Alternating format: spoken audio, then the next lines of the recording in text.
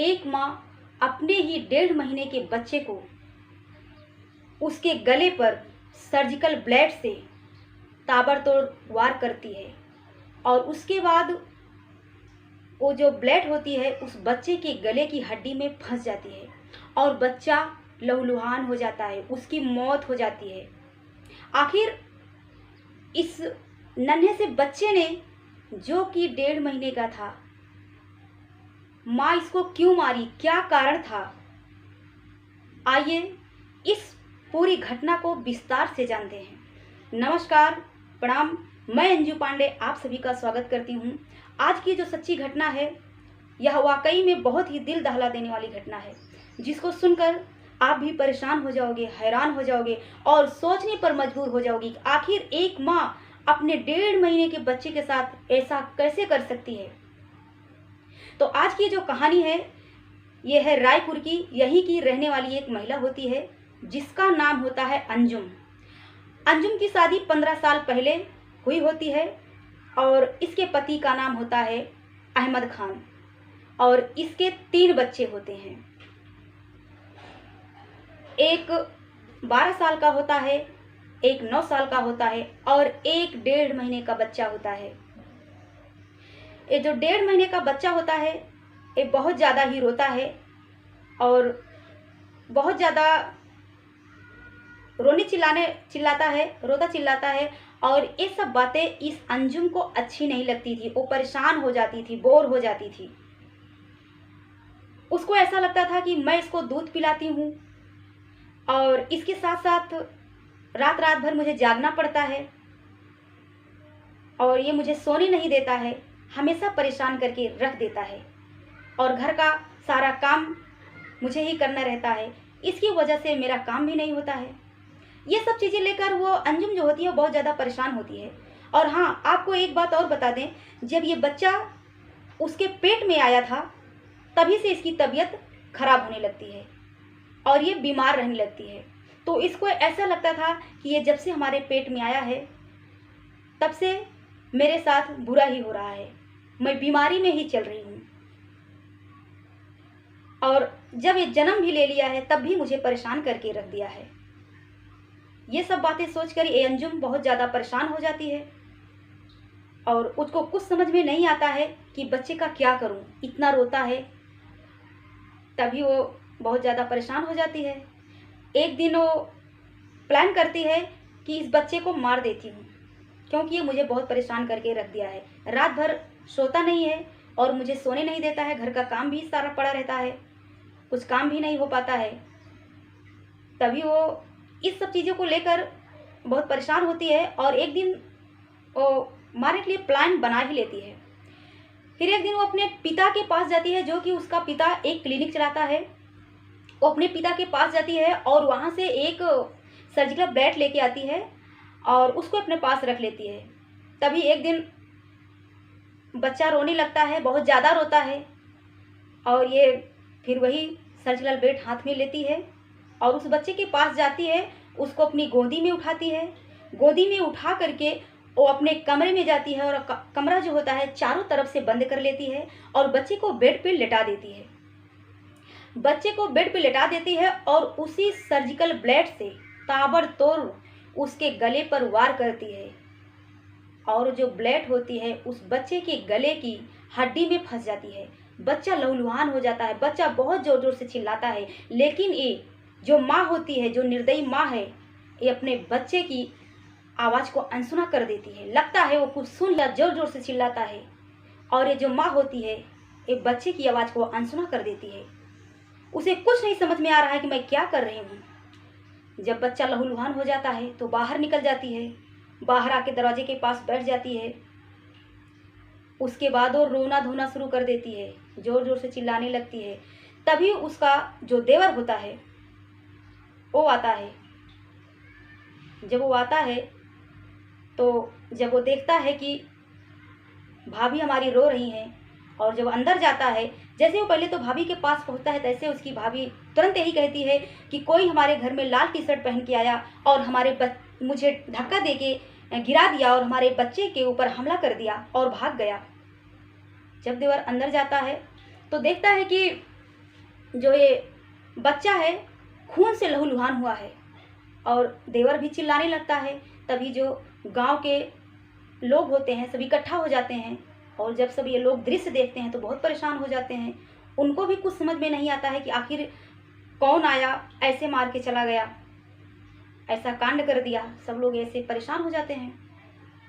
उसके बाद तुरंत बच्चे को जो है अस्पताल भेजा जाता है। जब बच्चा अस्पताल जाता है तो वहाँ पुलिस वाले को भी बुलाया जाता है। पुलिस वाले भी आ जाते हैं और बातचीत करना शुरू हो जाता है कि आखिर बच्चे के साथ कैसा हुआ। सारी वारदात पूछने लगते हैं कि ये कांड किसने किया, कैसे हुआ, किसी ने देखा। तभी जब ये सब पूछताछ होती है तो जो अंजुम होती है, पहले तो आपको बता दें कि ये जो अंजुम होती है ये जो है ऊपर के मकान में रहती थी, जो कि 3 मंजिला का मकान होता है। ये सबसे ऊपर रहती थी और बाकी का जो 2 मकान नीचे का था उस पे इसके देवर और जेठ रहते थे। तभी पुलिस भी सोचने लगती है कि आखिर ये जब ऊपर के मकान में रहती है तो कोई आया होगा तो भागा होगा, किसी ने तो ज़रूर देखा होगा। तो पुलिस जो है सब लोगों से पूछताछ करती है, उसके घर वालों से पूछताछ करती है, लेकिन सब लोग ना में जवाब दे देते हैं, किसी ने देखा ही नहीं है किसी को। तभी पुलिस अंजुम से पूछताछ करती है तो उसका एक जवाब होता है कि हमारे घर में कोई लाल टी शर्ट पहनकर आया था और मुझे धक्का दे दिया, हमारे बच्चे को मारकर चला गया। वो इतना सरासर झूठ बोल रही थी। वो जो है ढाढ़स करने लगती है इसी तरह से और यही कहकर चिल्लाने लगती है कि हमारे बच्चे को किसी ने मार दिया। फिर उसके बाद पुलिस जो है अपनी पूछताछ जारी रखती है और जो उधर बच्चा अस्पताल में पहुंचाया गया था, जिस बच्चे को, उस बच्चे की 11 मार्च को मौत हो जाती है।